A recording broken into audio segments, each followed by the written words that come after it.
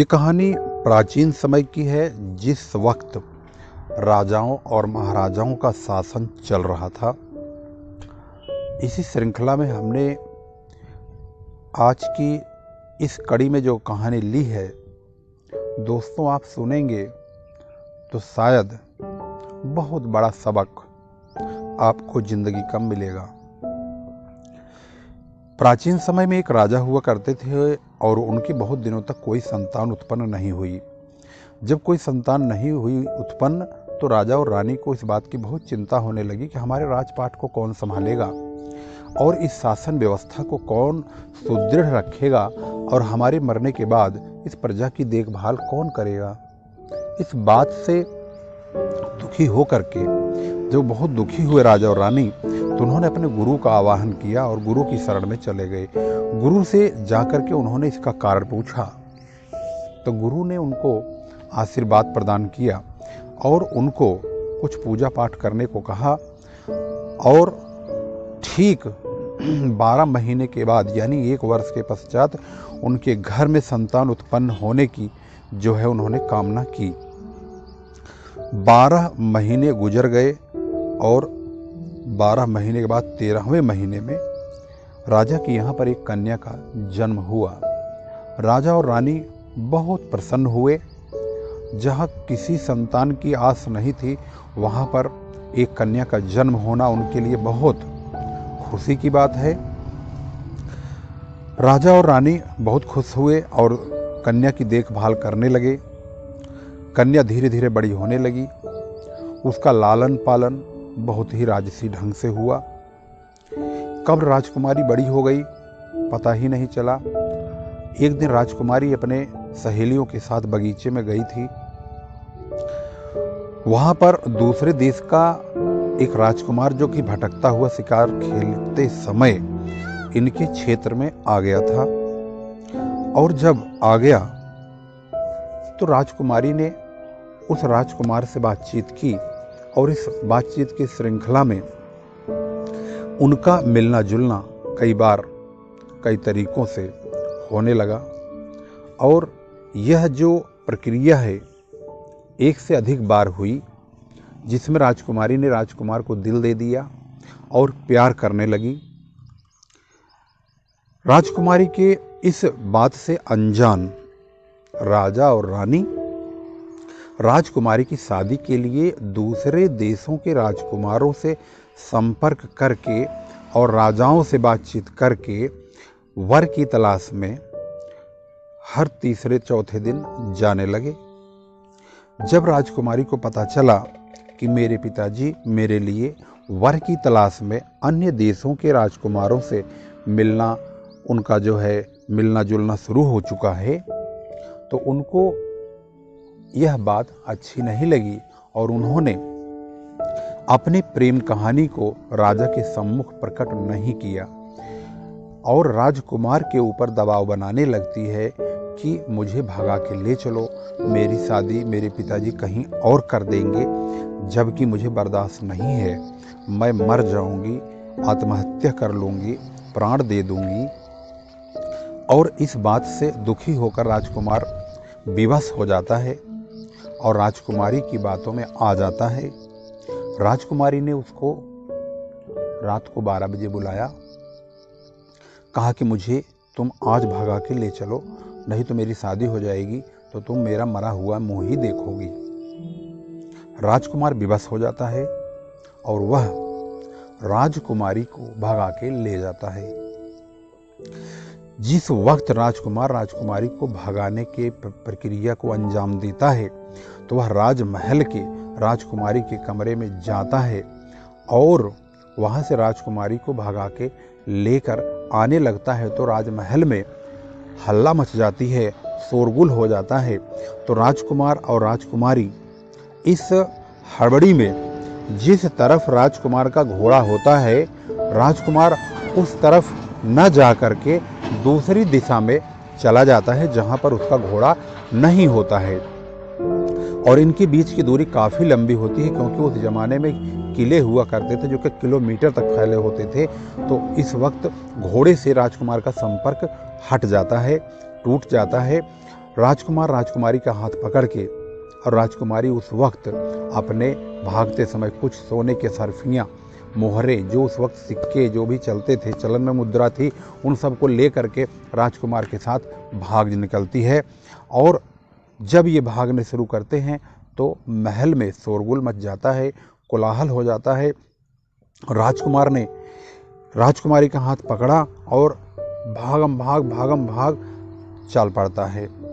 उसको इस बात का जरा भी ख्याल नहीं रहता है कि उसके पीछे सैनिक लगाए जा चुके हैं। जब उनको इस बात का अंदेशा हो जाता है राजकुमार राजकुमारी को कि मेरे पीछे राजा ने सैनिक भेज दिए हैं जो कि हमें गिरफ्तार करके राजा के सम्मुख पेश किया जाएगा और हमें प्राण दंड दिया जाएगा, इस बात से डर करके दोनों एकदम सरपट भागने शुरू करते हैं। कभी खेतों में गन्ने की खेत है, कभी कोई खेत है, कभी कोई खेत है, जैसे मर्जी वैसे ही भागम भाग चले जाते हैं।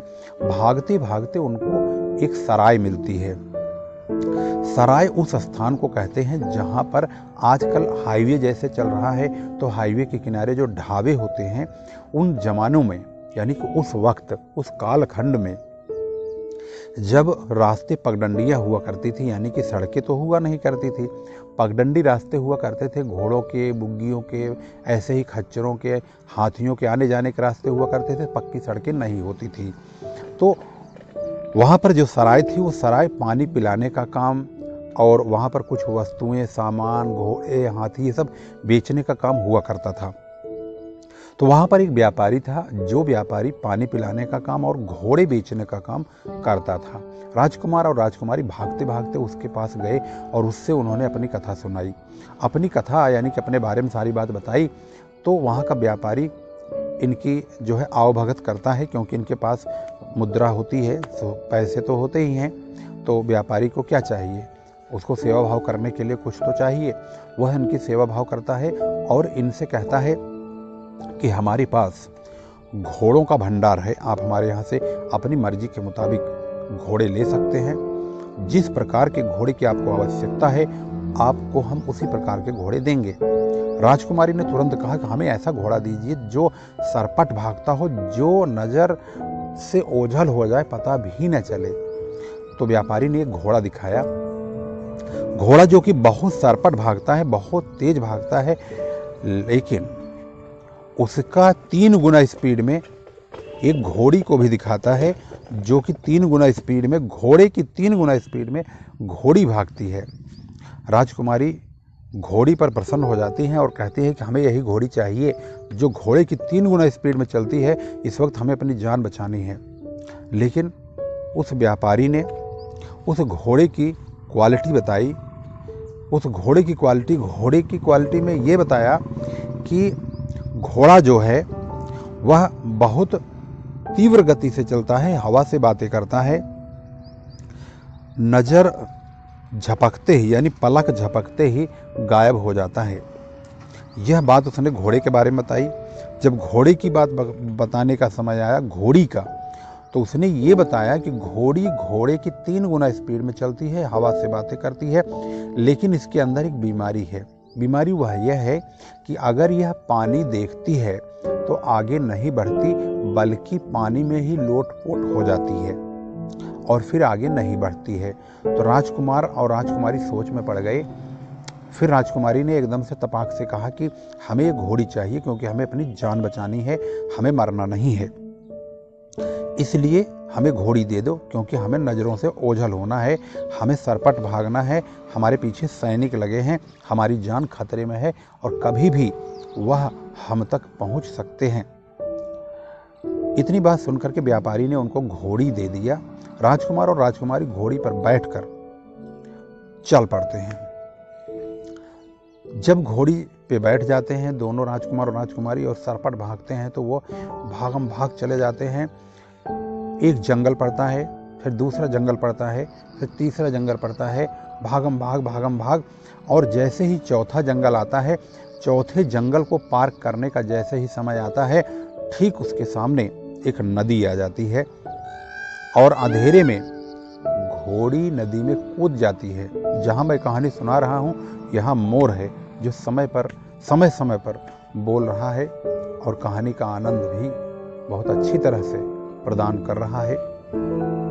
जैसे ही नदी पड़ती है तो नदी में घोड़ी आओ ताव देखती नहीं है, एकदम से अपनी हाई स्पीड में धमाक से कूद पड़ती है और जैसे ही छपाक की आवाज़ आती है, घोड़ी पानी में पहुंचते ही राजकुमार और राजकुमारी को पलट देती है और वहीं लोटम पोट हो जाती है, यानी कि उसकी टांग ऊपर हो जाती है, बॉडी नीचे, और वहीं नहाने लगती है।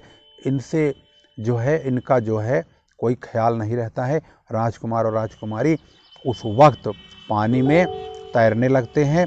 राजकुमार को लगता है कि अब हमारी जान नहीं बचेगी, क्योंकि अब हमें नदी के उस पार जाना है और ये घोड़ी हमारा साथ नहीं देगी।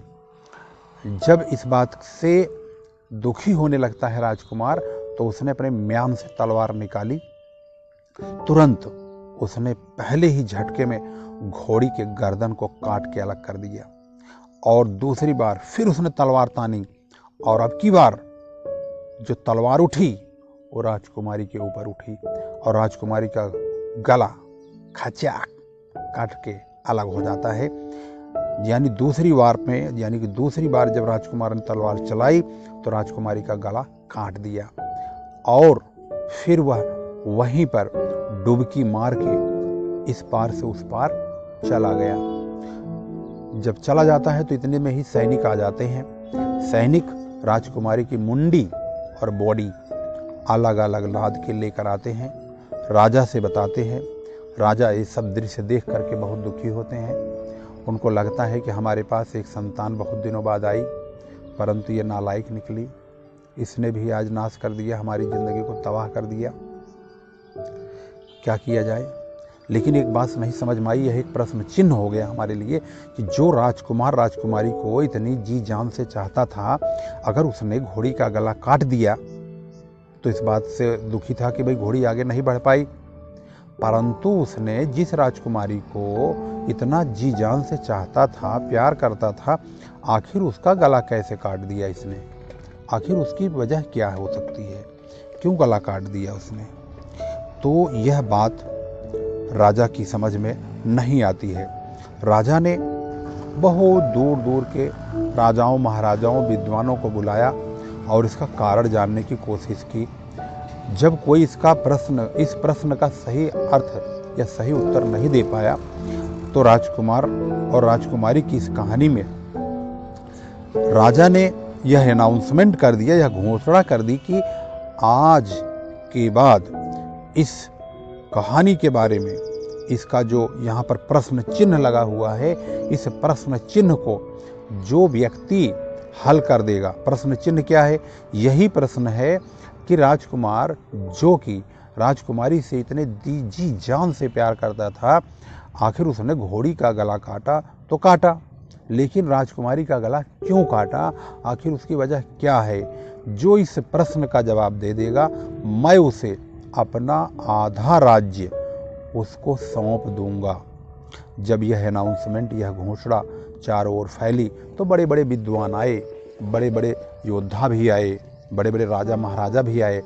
सबने कहानी सुनी, उपहास उड़ाया और चले गए, परंतु राजा को इसका जवाब नहीं मिला। आप बताइए कि आखिर इसका जवाब क्या है? सोच लिया आपने? कुछ देर बाद मैं आपसे कहानी का सही अर्थ बताऊंगा, परंतु अब हम कहानी के अर्थ के बताने से पहले एक जोक क्या, एक शिक्षा बताता हूँ। इस शिक्षा में आप ध्यान से देखना कि इस शिक्षा में क्या चीज़ छिपी हुई है। फिलहाल इस शिक्षा के बारे में मैं ये कहूँगा कि एक बार एक बेटा अपने ऑफिस 12 बजे चला जाता है, यानी कि दिन के 12 बजे जाता है, खाना पीना खा के जाता है बाकायदे, लेकिन उसके पिताजी को खाने का जो समय होता है वह 10 बजे का होता है। उस लड़के की बहू लड़के के पिता यानी अपने ससुर को 10 बजे खाना परोस देती है प्रतिदिन, और 12 बजे अपने पति को, जो कि ऑफिस जाता है, उसको खाना खिलाती है। एक दिन संजोग से जब बेटा खाना खाने जा ही रहा था तो पिताजी आ जाते हैं। पिताजी को देखकर बेटे ने कहा, पिताजी आ जाओ, खाना खा लो। बेटे की आवाज़ सुन करके पिता से रहा नहीं जाता है, तो वह भी बेटे के साथ आके बैठ जाते हैं। जब खाना आता है तो बेटे की थाली जो होती है वह खाने की जब आती है तो बेटा वह थाली अपने पिताजी के आगे सरका देता है। जब पिताजी उस थाली में से खाना खाने लगते हैं तो कहते हैं, बेटा आज तो खीर बनी है, वाह क्या टेस्टी खीर बनी है, बहुत दिन हो गया खीर तुम्हारी माँ ने जब बनाया था तब खाया था, आज बहू के हाथ से खाया हूँ, बहुत अच्छा लगा है। बेटे ने जब ये आवाज़ सुनी, उसके कानों में जब ये आवाज़ गई तो उसकी आंखों में पानी आ गया। वह इतना दुखी हुआ, अपने आंसुओं को रोक न सका, क्योंकि वह खीर तो रोज ही बनती थी। अब आइए अपनी कहानी का अर्थ पता लगाते हैं। इस कहानी में जब बहुत दिनों तक राजा को जवाब नहीं मिला तो वही राजकुमार जो राजकुमारी को भगा के ले गया था, वही राजकुमार एक दिन अपना भेष बदल करके राजा के सम्मुख प्रकट होता है और भरे दरबार में कहता है कि महाराज, आपके समस्त प्रश्नों का जवाब मैं दूंगा। राजा ने कहा, बताओ महानुभाव, इस सवाल का जवाब क्या है? तो राजकुमार ने बताया कि महाराज, जिस समय राजकुमार और राजकुमारी उस सराय में पहुंचे थे, उस सराय के व्यापारी ने राजकुमार राजकुमारी को उस घोड़े की और घोड़ी की क्वालिटी बताया था, जिसमें उस व्यापारी ने यह भी बताया था कि ये घोड़ी है जो पानी को देख करके बैठ जाती है, क्योंकि इसकी माँ भी पानी देख करके बैठ जाती है। राजकुमार ने घोड़ी का गला इसलिए काटा ताकि दोबारा इस घोड़ी की कोख से कोई ऐसी संतान न उत्पन्न हो जो पानी देखकर डर जाए और मेरे जैसे किसी दूसरे सैनिक की जान खतरे में आ जाए। और राजकुमारी की बात अगर रही तो राजकुमारी का गला इसलिए काटा कि जो राजकुमारी अपने माँ बाप की इज्जत आबरू को लुटाकर, बर्बाद करके, नेस्तोनाबूद करके आज घर से भाग रही है, कल उसकी जो संतान होगी वह भी ठीक उसी तरह से घर से भागने का कार्य करेगी और अपने माँ बाप के मान सम्मान को अपमानित करके घर छोड़ के भागने लगेगी।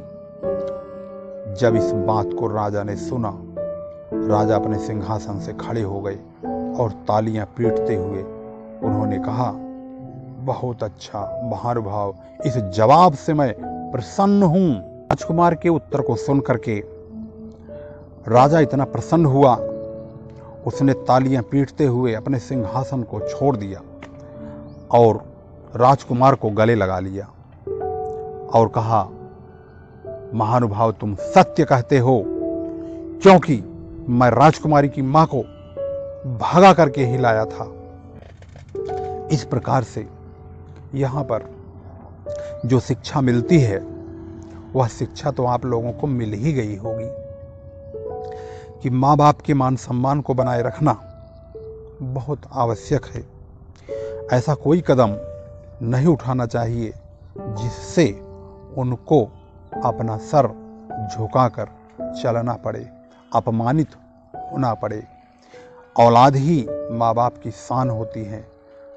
माँ बाप का सिरमौर औलाद ही तो है, जिसको उन्होंने पाला पोसा है, वही तो उनके सर को ऊंचा रखेगी, वही उनकी इज्जत को, आबरू को बढ़ाएगी। यदि औलाद निकम्मी नालायक होगी तो माँ बाप सर उठा के नहीं चल सकते हैं। कहानी को यहीं समाप्त करते हैं और फिर एक लेकर के सामाजिक कहानी आएंगे। यदि ऐसी ही कहानियाँ अगर आपको और भी चाहिए तो आप बने रहिए हमारे साथ और अमरावती की सच्ची कहानियों को, इस चैनल को आप सब्सक्राइब कर लीजिए और आपको अपडेट्स नई नई कहानियों की मिलती रहेंगी। और इस श्रृंखला में हमने हर प्रकार की कहानियाँ, प्राकृतिक चीज़ें और भी बहुत सारी ऐसी चीज़ें डालना शुरू कर दिया है जिससे लोगों का अच्छा मनोरंजन हो, समय व्यतीत हो और अपने आप को खुश रख सकें और अपने आप का अपना मनोरंजन आसानी से कर सके। तो बने रहिए हमारे साथ और लीजिए आनंद ही आनंद।